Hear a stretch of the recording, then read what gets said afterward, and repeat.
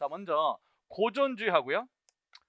그 다음에 실증주의가 있었잖아요. 자, 그래서 이제 고전주의와 실증주의의 이제 공통점은 범죄 원인을 어디서 찾는 겁니까?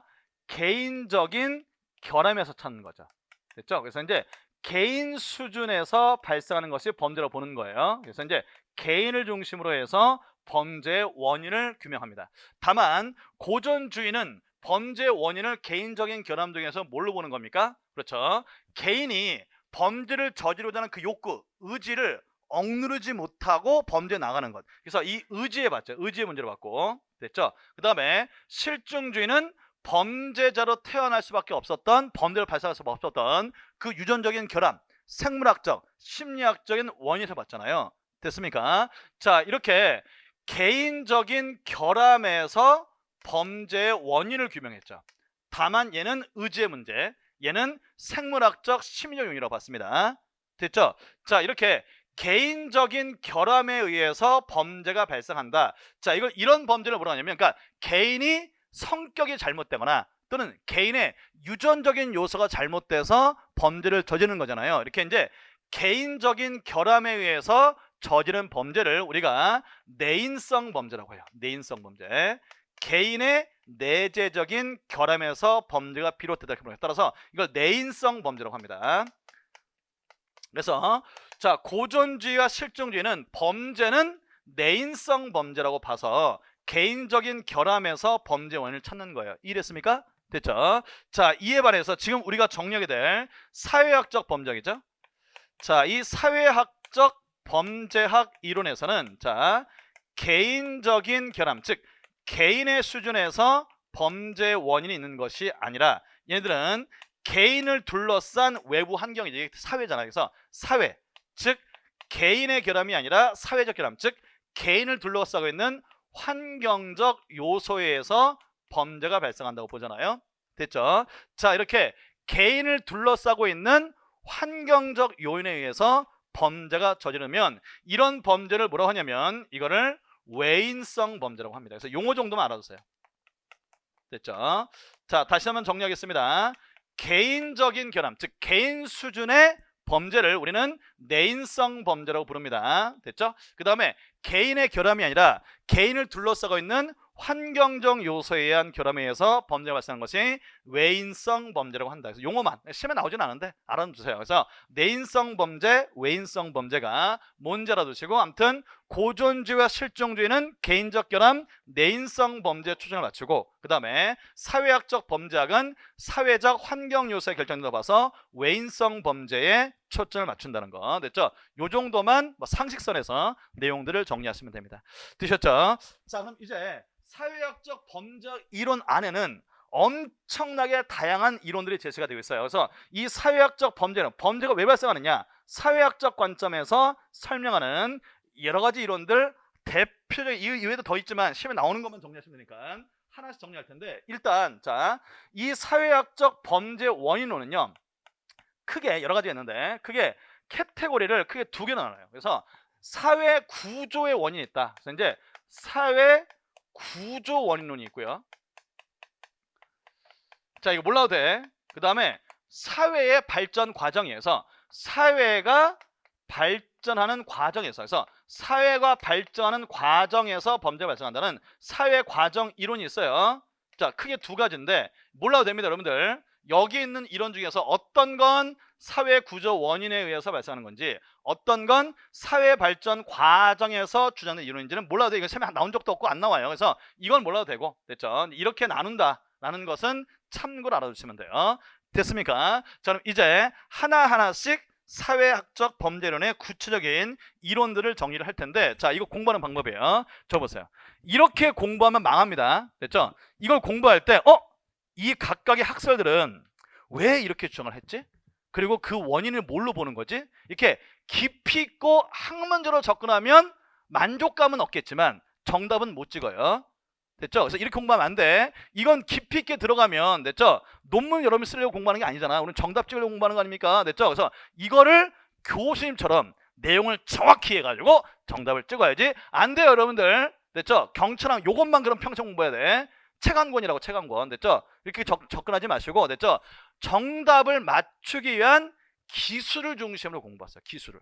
됐죠? 그래서 아마 저도 이 강의 못하는 게 아니야. 됐죠? 이거를 교수님들처럼 막 학자들 얘기하면서 이 학자는 어떤 삶을 살았고 그 시대가 어땠어요, 이렇게 설명할 수 있어요. 하지만 뭡니까? 정답을 찍는데 별 도움이 안 돼요. 됐죠? 그렇게 공부하지 마시고 기술적으로 공부하시라고. 그래서 아마 지금 제가 이제 강의를 기술적으로 강의를 할 거야. 기술적으로 정답 찍는 강의를 할 텐데 아마 교수님들이 이 강의를 들으면 미친놈, 뭐 저런 강의를 해, 개새끼가. 됐죠? 욕할 거예요. 됐죠? 이거 듣는 애들은 또 뭐야 할 텐데, 교수님 죄송하지만 우리 시험은 이렇게 공부해야 됩니다. 됐어요? 그래서 학문적으로 이론으로 깊게 접근하지 말아라. 됐죠? 강의가 좀 이상할 거예요. 됐죠? 듣다가 뭐야 저거 존나 웃기네, 이러면 안 돼. 됐죠? 금과 옥조로 받으십시오. 됐죠? 기술적인 공부를 해야 됩니다. 이랬어요? 자, 갑니다. 자, 그럼 먼저 자, 사회학적 범죄론에서 처음에 나와 있는 게 쇼와 맥케이가 주장한 사회해체 이론이 나오고요. 그 다음에 또 같은 학자예요. 쇼와 맥케이가 주장한 문화전파 이론이 나오고, 그 다음에 차별적 접촉 이론이 나오고, 그 다음에 차별적 동일시 이론이 나오죠. 됐습니까? 여기까지. 그래서 문화해체 이론부터 차별적 동일시 이론까지를 묶으세요. 묶으세요 일단. 됐죠? 사회해체 이론에서 차별적 동일시 이론까지예요. 됐죠? 여기까지를 일단 이렇게 묶고, 자, 내 말 잘 들어. 자, 이 학설들은요 공통점이 하나 있어요. 뭐냐면, 자, 1930년대 범죄학을 연구한, 됐죠? 대표적인 국가가 바로 미국이에요. 됐죠? 그래서 미국에서 범죄학을 연구한 대표적인 학파가 있어요. 그 학파가 바로 시카고 학파입니다. 그래서 여기 지금 제가 묶은 이 네 가지 이론들은요 다 미국 시카고 학파에서 주장한 이론들입니다. 됐어요? 됐죠? 근데 이 시카고 학파에서 이런 주장이 나온 그 뿌리는 거의 같아요. 그 뿌리를 먼저 설명한다고. 됐죠? 뭐냐면 봐봐. 자, 지금 이 미국 시카고 학파가 자, 범죄가 왜 일어나는지를 분석해 봤대요. 근데 이 시대가 어떤 시대냐면, 됐죠? 자, 산업화가 이루어지면서 사회가 갑자기, 됐죠? 산업화 도시화되면서, 됐죠? 자, 미국 사회가 자, 갑자기 급격하게 발전을 하게 됐는데, 됐죠? 이 당시에 1920에서 30년대 사이입니다. 됐죠? 이때 동심원 이론이라는 게 나와요. 동심원 이론이 뭐냐면, 자, 산업화 도시화를 겪으면서, 자, 이 사회에 일정한 지역이 동심원을 그리면서 지역적인 특색을 갖게 됐다는 거예요. 그래서 이게 5군데로 결정이 된다는 거예요. 그래서 뭐냐면, 자, 이 당시 미국 시카고 사회를 자, 한번 지역적으로 분석해 봤더니, 자, 이 지역이 5가지로 나눠 볼 수 있다는 얘기예요. 5가지로. 됐죠? 자, 하나는 빈민가예요. 됐죠? 또 하나는 뭐 부촌이야. 됐죠? 그 다음에 뭐 또 하나는 농촌이에요. 등등등. 됐어요?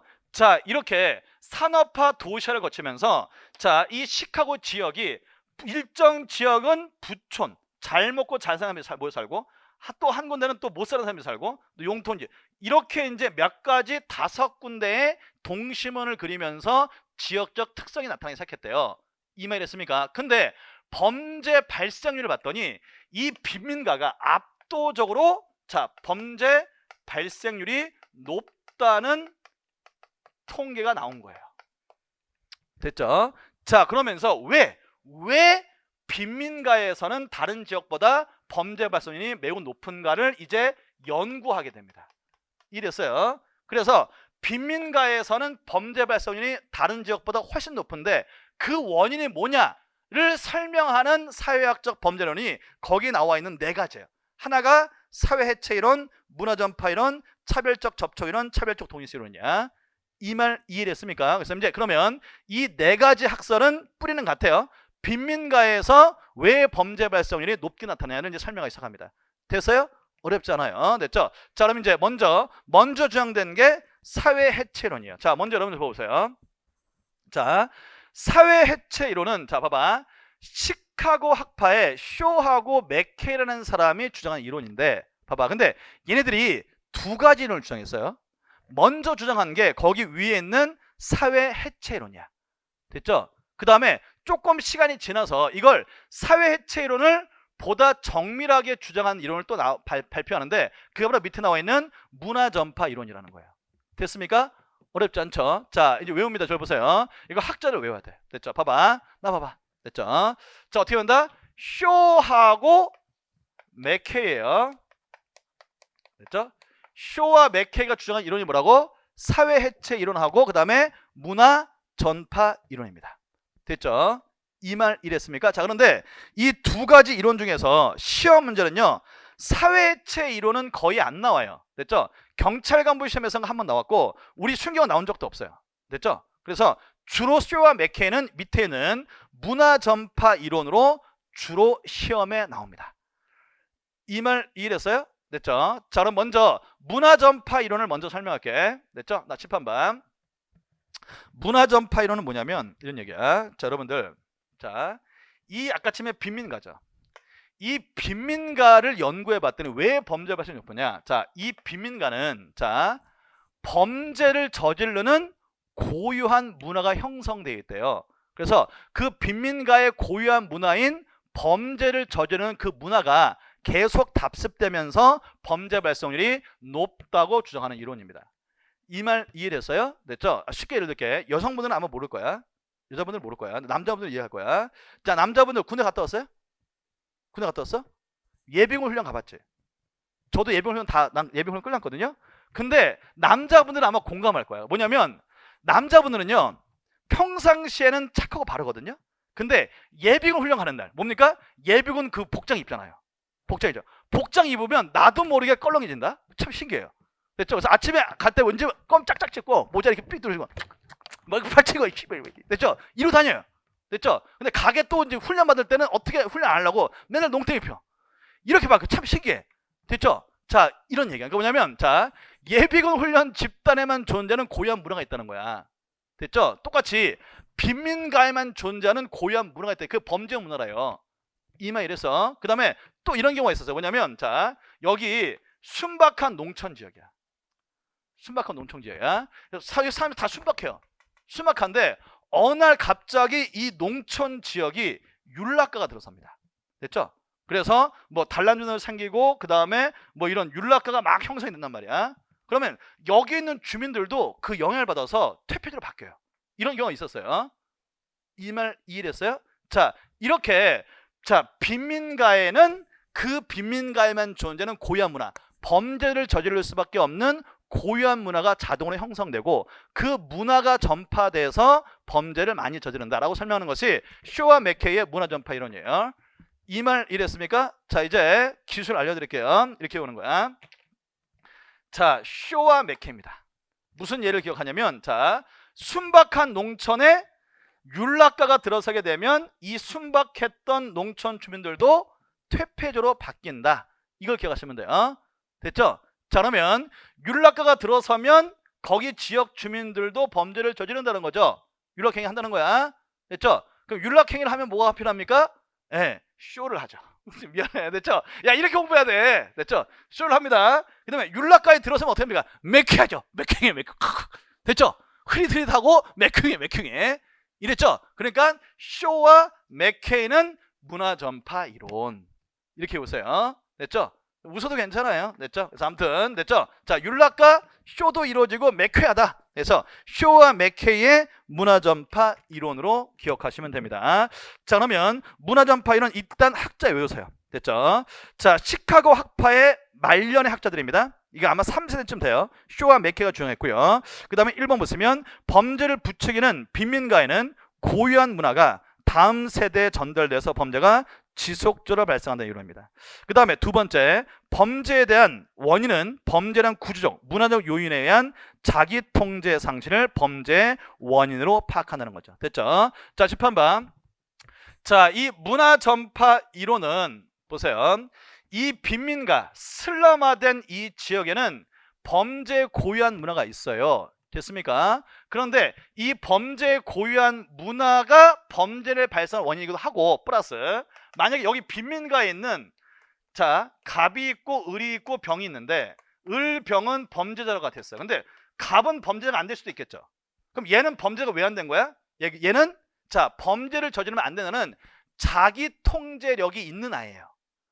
얘네들은 범죄를 안 저지르겠죠. 그러니까 문화 전파 이러는 두 가지가 결합돼서 범죄가 나간다는 거여서 자, 범죄를 저지르는 고유한 문화와 그 다음에 여기 있는 애들이 교육을 덜 받았기 때문에 범죄를 저지르면 안 된다는 자기 통제력이 약화됐기 때문에 범죄를 저지른다는 거야. 이랬죠? 너무 깊이 있겠는데 몰라도 돼. 자, 아무튼 이런 얘기가 문화 전파 이론입니다. 됐어요. 자, 이것도 여러분들 참고로 알아두세요. 참고로 알아두세요. 자, 뭐냐면 전 세계적으로 극악무독한, 자, 여러분 아마 들어봤을지 모르겠는데 악마의 도시라고 있어요. 전 세계에서 범죄가 대단히 제일 심각한 지역이 도시가 있어요. 이게 뭐라고 보냐면 멕시코 있죠. 멕시코. 됐죠? 멕시코에 후아레스라는 동네가 있어요. 됐죠? 이런 동네가 있어. 멕시코에 후아레스라는 지역이 있다고. 됐죠? 여기는요, 뭐라고 사람들이 부르냐면 악마의 도시라고 그래. 그래서 이 후아레스 그 지역을 그 배경으로 해서 찍은 영화가 있어요. 알아요? 이게 시카리오라는 영화예요. 시카리오. 됐죠? 나중에 시간에 보는데 그 시카리오 영화에 나오는 그 배경이 세트나 이런 게 아니라 그냥 거기 가서 찍은 거예요. 아마 보시면 기가 차요. 기가 차. 뭐냐면 이 지역의 특징이 뭐냐면 여기는 경찰이 있지만 경찰이 다 부패해서 여기가 범죄 카르텔이 있죠. 범죄 카르텔의 기점 지역이 이 후아레스예요. 됐죠? 그래서 범죄 갱스터 집단이 여기 다 모여 있다고. 됐죠? 근데 거기 병이 어떠냐면 차를 타고 지나가잖아요. 그래서 우리나라 사람들은요, 여기 가면 기겁해서 도망가요. 어느 정도냐면 차를 타고 길가를 가면요, 이 대교 있죠. 대교 밑에다가 사람을 죽여서 시신을 사동강 내가지고 그걸 매달려 놔요. 그 갱스터의 강인함을 보여주기 위해서. 됐죠?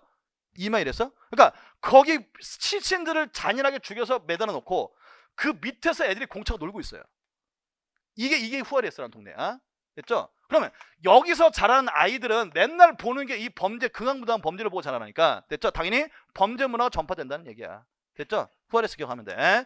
자, 이게 문화 전파 이론입니다. 됐죠? 아, 이거 왜 이렇게 떨어지냐?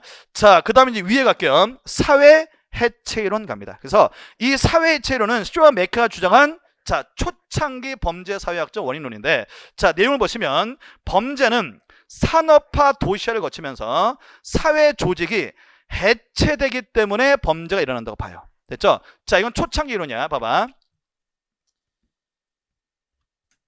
잠깐만요. 자, 그 뭐냐면 이렇게 자, 지역이 분할되기 전에는 자, 농촌 중심 사회였대요. 근데 산업화 도시화를 거치면서 사회가 해체되면서 재구성된 거예요. 이렇게 빈민과 부촌이 나눠지기 시작했다고요. 됐죠? 이렇게 전통적인 사회가 새로운 부촌과 빈민촌으로 나누는 새로운 사회로, 기존의 사회가 해체되고 새로운 사회로 재편되면서 빈민가에서 범죄가 발생한다, 이런 얘기예요.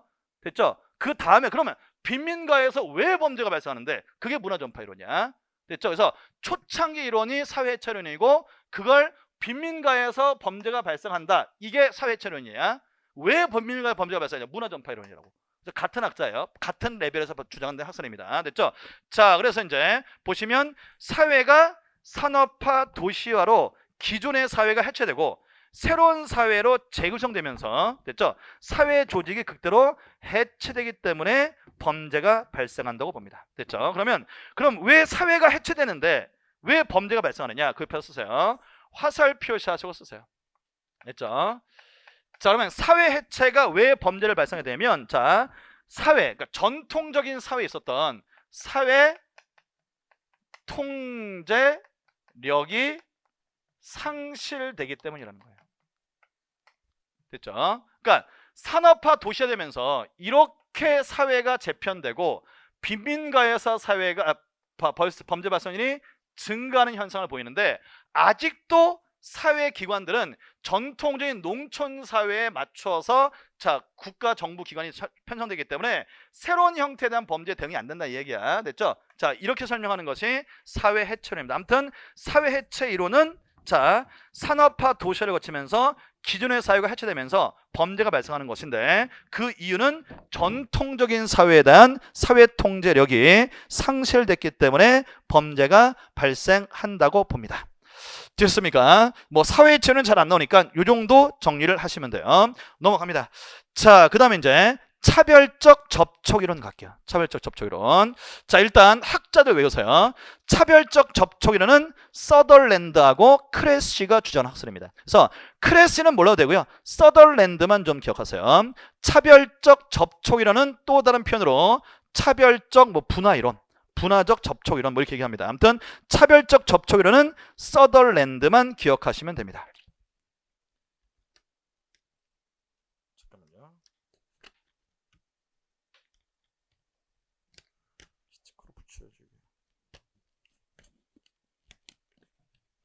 자, 설명할게요. 차별적 접촉 이론. 자, 갑니다. 자, 차별적 접촉 이론. 자, 봅니다. 자, 지금 빈민가에서만 유독 범죄 발생률이 높다고 했죠? 됐죠? 자, 그러면 이 차별적 접촉 이론 첫 번째 지점은 휴와 맥케이. 자, 범죄라고 하는 빈민가에만 존재하는 고유한 문화가 있다. 이 문화 때문에 범죄가 발생한다. 이렇게 설명했어요. 처음에는 휴와 맥케이가. 됐죠? 근데 이거를 비판하면서 나온 이론이 그대 밑에 있는 차별적 접촉 이론이에요. 차별적 접촉 이론이야. 자, 차별적 접촉 이론의 비판이 뭐냐 이거야. 자, 지금 여기 빈민가예요. 그 다음에 이 빈민가에는 자, 뭐 죄다 엄마는 마약 팔고 아빠는 조폭 두목이야.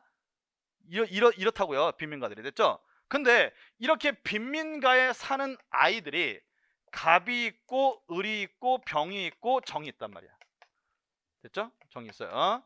자, 그런데 갑과 병은 결국은 범죄 갱스에 들어갔어요. 얘는 범죄자가 되고 얘는 범죄자가 안 되고 오히려 검사가 됐어. 잘 컸어.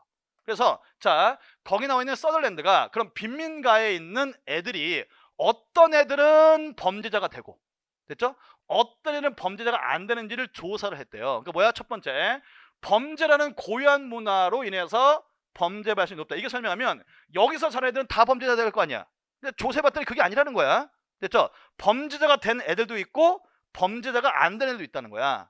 그러면 어떤 애들은 범죄자가 되고 어떤 애들은 범죄자가 안 됐느냐를 조사를 봤더니 자, 범죄자가 된 애들은 자, 그 친구 또는 엄마 아빠 중에서 범죄자가 있었던 거야. 그래서 이 범죄자들하고 얘들이 주로 접촉을 많이 했기 때문에 친구나 친척이나 가족 중에서 범죄가 있기 때문에 이런 범죄자들과 접촉을 했기 때문에 범죄가 되는 거고, 그 다음에 얘네는 빈민가에 살지만 주위에 범죄자들이 없었다는 거예요. 그래서 얘네들은 범죄가 안 됐다. 그래서 빈민가에서 자랐다 할지라도 다 범죄자가 되는 게 아니라 주변에 범죄인들과 접촉을 해야만 범죄자가 된다고 설명하는 겁니다. 그 접촉이 안 되면 범죄자가 안 된다고 설명하는 거야. 그래서 이게 이제 이렇게 차별적으로 범죄에 접촉한 애들만 범죄자가 된다고 설명하는 것이 차별적 접촉 이론입니다. 이게 하나야. 두 번째. 그러면 자, 얘네들은 자, 범죄자들과 가까이 있기 때문에 범죄에 노출됐죠. 그러면 얘들이 범죄자가 아니었는데 범죄자들과 접촉하면서 범죄자가 되는 과정을 거치잖아요. 이 과정은 특이한 현상이 아니라 정상적인 학습이라고 보는 겁니다. 됐죠? 그래서 범죄가 아닌데 범죄자 접촉해서 범죄에 노출되면 얘들이 범죄가 되는 것은 인간은 기본적으로 다른 사람을 모방하고 학습하기 때문에 인간의 학습 능력의 정상적 학습 능력이 발휘돼서 범죄를 학습한다는 거야.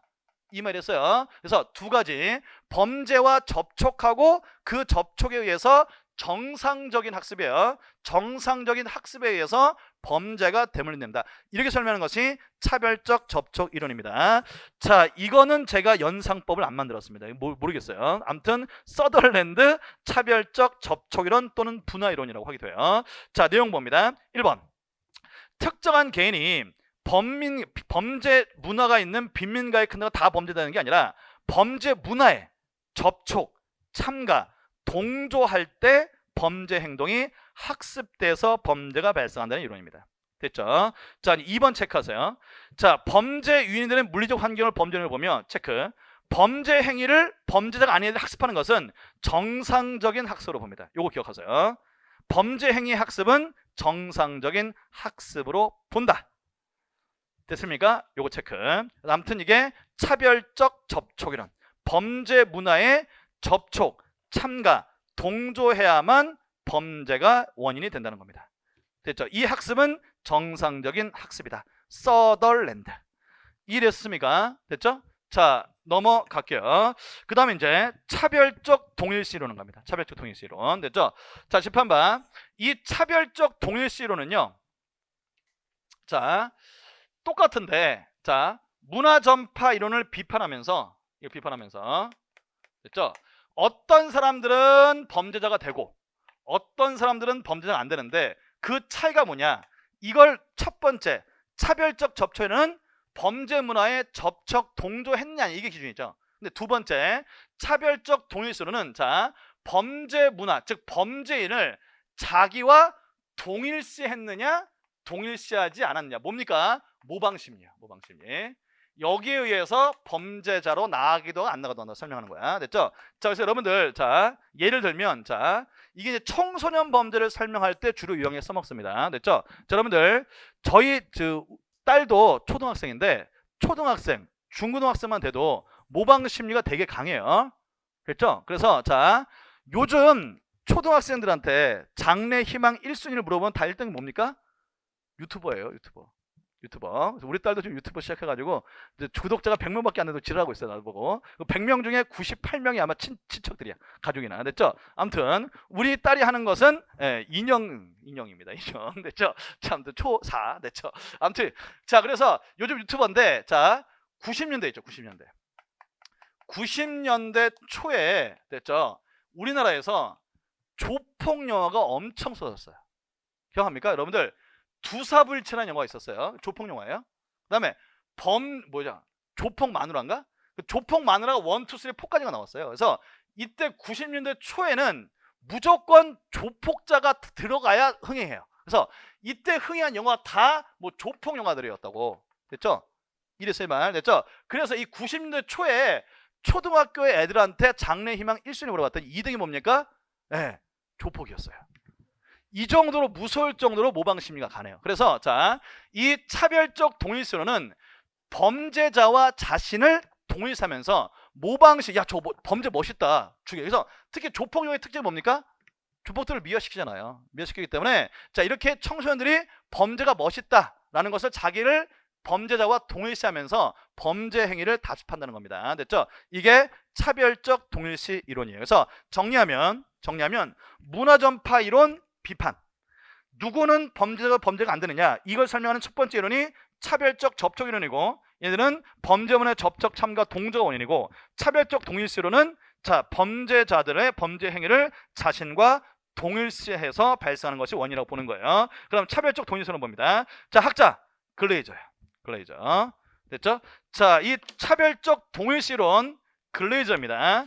자, 글레이저를 외우는 방법은 이렇게 되는 거야. 됐죠? 자, 범죄자들이 범죄 행위를 저지르죠. 멋있단 말이야. 이걸 본 꼬마들이 어떻게 한다? 멋있네. 그래서 나도 해야지. 그래서 글레이저. 됐죠? 자, 선생님 이게 뭐예요? 야, 그냥 이렇게 해도 외워. 연상기법이야. 됐죠? 그래서 동일시 이론, 그래서 나도 한다. 글레이저야. 그래서 나도 한다. 글레이저. 동일시론. 됐죠? 이렇게 해도 외우세요. 이렇게 연상기법 하지 않고 그냥 외우시면 이게 저거 같고 저 새끼가 이 새끼 같고 그래요. 됐죠? 이렇게 외우시기 바랍니다. 차별적 동일시론, 그래서 나도 한다. 글레이저. 됐죠? 내용 볼게요. 자, 동일시라는 개념, 즉 반법률적 행위를 범죄인과 자신을 동일시해서 범죄가 발생한다고 보는 이론입니다. 됐죠? 자, 2번 별표하세요. 기출문제. 그래서 자, 이게 19년도에 사례 문제로 나왔거든요. 그래서 청소년들이 범죄 영화죠. 범죄 영화의 주인공을 모방해서 자신과 동일하면서 범죄를 학습한다고 보았다. 자, 이게 뭡니까? 차별적 접촉론을 설명하는 예시인데, 이 2번은 기출문제 지문에 나온 거예요. 됐죠? 이 예를 주어지고 이와 관련된 사회학적 범죄론이 뭐예요? 정답은 차별적 동일시 이론이었습니다. 됐죠? 그래서 얘를 꼭 기억하세요. 얘는 뭐 아주 쉽죠. 자, 이렇게 해서 이제 차별적 동일시 이론까지를 정리를 했습니다. 됐죠? 자, 넘어갈게요. 자, 그 다음에 이제 차별적 강화 이론 갑니다. 차별적 강화 이론. 자, 차별적 강화 이론은 일단 학자는 버제스하고 에이커스입니다. 버제스하고 에이커스. 자, 이거 외우는 방법은 좀 더 설명드릴게요. 자, 이것도 역시 마찬가지. 청소년 범죄 있죠? 청소년 범죄. 자, 청소년 범죄의 원인을 설명하는 이론이에요. 됐죠? 자, 봐봐. 지금 청소년 있잖아요. 이 청소년들이 비행위를 하죠. 자, 청소년들이 비행 행위를 하면, 자, 이 비행 행위에 대해서 제재하고 벌을 가하면 청소년들이 다시 비행을 안 저진다는 거야. 근데 사회나 또는 부모들이 청소년들이 비행 행위를 했을 때 이거를 자 묵과하거나 아무런 대응을 안 하거나 부작위하거나, 됐죠? 또는 여기서 일정한 보상을 해주게 되면 청소년들은 다시 그 성향상 범죄 비행위를 반복한다는 거예요. 그래서 범죄 원인은 청소년들의 비행행위에 대해서 제재하고 벌을 주지 않고 여기에 대해서 묵과하거나 또는 보상을 주기 때문에 청소년들은 범죄를 다시 저지른다. 이렇게 설명하는 겁니다. 됐죠? 이게 자 누구라고? 자, 버제스하고 에이커스예요. 됐죠? 자, 일단 여러분들 이렇게 갔습니다. 뭐냐면 이제 저도 문제야. 저도 여러분들이 애를 안 키워봐서 그런데 아이들이 잘못을 정하잖아요. 저지르잖아요. 그럼 아이들이 잘못 저지르면 이거를 부모 입장에서 야단치고 혼내는 게 이게 쉽지가 않아요. 쉽지가 않습니다. 왜냐면 애들은 멘탈이 약하기 때문에, 됐죠? 이거를 막 야단치고 하면은 일단 첫 번째 뭡니까? 짜증 발광을 내요. 짜증 발광냅니다. 이거 감당이 안 돼. 감당 안 돼. 됐죠? 요즘 애들 때리면 안 되잖아. 됐죠? 감당이 안 돼. 그래서 부모들이 청소년들이 이렇게 잘못한 경우, 됐죠? 자, 때로는 묵과거나 보호하는 경우도 있고요. 또 특히 뭐냐면 뭐 저도 이런 경험이 한 번 있는데, 자, 제가 이제 웬만하면 저는 이렇게 성격이 온순한 편이에요. 여러분들 그게 안 보이나? 됐죠? 그래서 우리 와이프가 여러분들 모르겠지만 이렇게 얘기하면 또 자랑인데 와이프 자랑하는 게 제일 병신인데, 됐죠? 자, 우리 와이프를 제가 왜 결혼했냐면 대한민국에 제일 이뻐요. 안 믿겠지만. 그래서 제 결혼식 왔을 때 사람들이 연예인보다 100배 이쁘다 했어요. 한혜실보다 100배 이쁘대. 우리 와이프 진짜 이뻐서 결혼했어요. 엄청난 미인이야. 사진 보면 기겁할 거야. 아마 깜짝 놀랄 거예요. 됐죠? 아무튼 그래서 우리 와이프가 이렇게 이쁜데 나 같은 병신하고 왜 그랬느냐. 됐죠? 우리 와이프가 나한테 하는 말이 뭐냐면 살아보니까 오빠처럼 순한 사람이 없대요. 진짜야. 됐죠? 내가 순둥이야. 순둥이. 안 믿겠지만. 됐죠?